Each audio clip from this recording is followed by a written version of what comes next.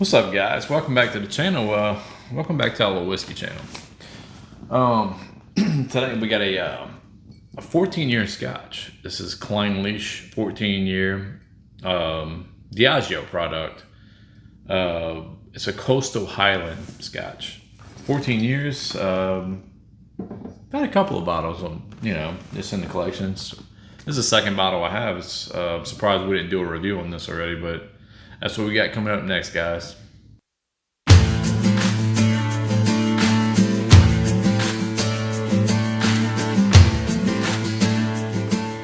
What's up, guys? So we got Clynelish 14-year. It's a Diageo product. So it's a Coastal Highland Scotch. So kind of like Oban, you have those coastal notes. It's Highland, but it's also like you still having those on the coast. You get more of like a brininess to these kind of spirits. Diageo product, but it's coming in at 46%. So most Diageo whiskey's coming in at 86 proof. This one's at 92. You get a little bit more for it. Problem with that is it's still Diageo product, so they don't really tell you. It looks like it would be natural color, like looking at it, but it doesn't tell you on the can or the bottle whether if it's natural color. It doesn't tell you whether it's non-chill filtered. So I'm going to assume that it's not non-chill filtered, and it's just likely some caramel coloring added to it. Although it does look natural color, but there's no telling.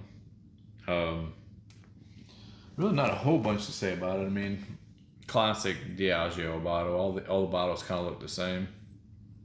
Same little orange cork. Clynelish is a whiskey that's it was used. It still is used in a lot of Compass Box. So Compass Box blended malts, where they take a bunch of different single malts, blend it together and make one whiskey. In their profile, the Spice Tree or Orchard House, they use a lot of Clynelish. They use a lot of Linkwood, Clynelish, but you can taste it in here when you taste the profile of the whiskey. I find this whiskey has like a characteristic on its own, and it comes out in the Compass Box whiskeys. You can actually taste like it's Clynelish. But on the nose, let's get into it, guys. So I immediately get like a fruits and licorice. So it's like a licorice nose, almost like a waxy kind of fruit. Floral notes, almost floral herbal notes in it. It's got some complexity in the nose, very subtle sweetness, like a vanilla, but almost like a honeysuckle vanilla. A little light oak, not much oak to it for a 14-year whiskey.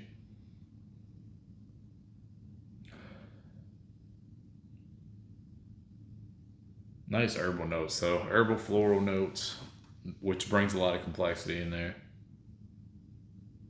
A little light vanilla. I want to say this is ex-bourbon cask. I don't think they use any sherry cask at all. So you're getting the vanilla, very, very hint of like a light caramel and stuff like that you would have from an ex-bourbon cask. Really good nose, though, for this whiskey. It's got a lot there. So let's get into the taste, guys.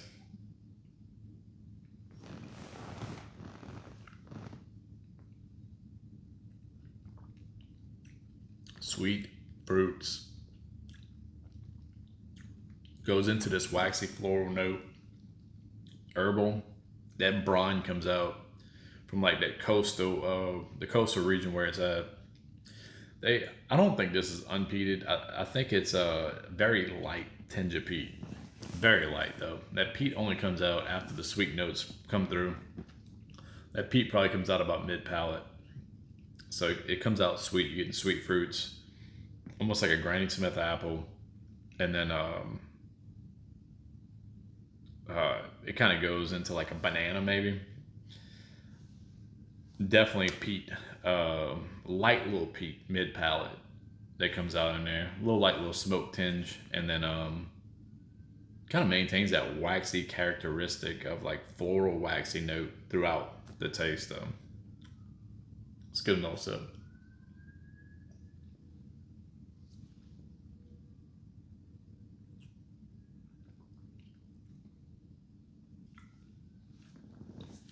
Fruit tastes so good. It's got a complexity to it for sure.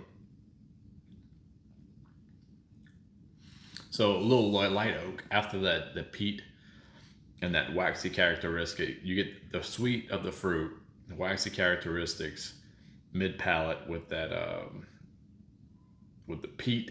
The oak comes in a little after, and you get some spices in there. Nice little sweet and sour, kind of with ginger.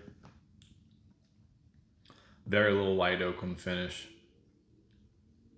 Nice little finish. It's not super long. I would call it a medium finish.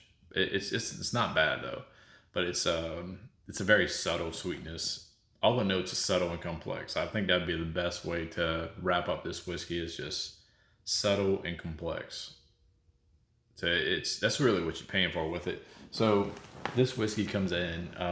It's a 14-year Scotch. Keep that in mind, and it's going to be around the $70 range. So a lot of Diageo products went up in price. So Lagavulin is probably about, Lagavulin, it's a 16-year whiskey, but Lagavulin is probably around 85 to like $120. Oban, you can get the non-age statement a little bay for around the 50s usually, and then 14 years, probably like 90 something bucks. But this one will remain the same, around $70. And I'll be honest with you, out of the Diageo range of products, I think whiskeys that they make, I think this is probably the better one. At least if you're a whiskey enthusiast, if you're gonna just, a lot of people like Lagavulin, they like it. It does have its own characteristics and its own character of flavor. But I like this Clynelish for unpeated or mostly unpeated whiskey. This one has a lot of complexity to it, you know. But Whiskey Couyon rating on it, we're just going 7.75. I really like this whiskey. It doesn't quite top the eights. Close though. I like it at 7.75. I've had 2 bottles of this. The only issue I have with it is it might be inconsistent when it comes to different batches. So the first bottle I've had, it was good. It was nothing to like write home about. If I had to rate the other one, I'd probably give it a 7 even. This bottle, I find it's more complex. It's got a little sweeter notes to it. That characteristic really comes out on that Clynelish. You have that waxy, almost like waxy floral herbal honeysuckle sweetness to it. That's really good. And you taste that when you taste like a Compass Box whiskey that they use in their blends.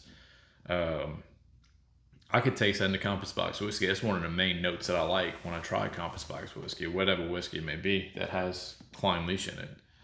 But yeah, it's good. 7.75 for this bottle for sure. So depending on what batch you get, I mean, I would definitely say one of the better batches. This is what all the batches should be. Every bottle of Clynelish should taste the same. But this is what we got with this one. But 7.75. I think that's about it. Wraps it up for Clynelish 14-year. If you've ever had this bottle, let me know what you think about it. Do you find this a variation in batches from a bottle of Clynelish 14 you've had and previously to the one you've had recently? So let me know in the comments, and hit that like button, subscribe if you like what we're doing, and stay tuned for more whiskey reviews.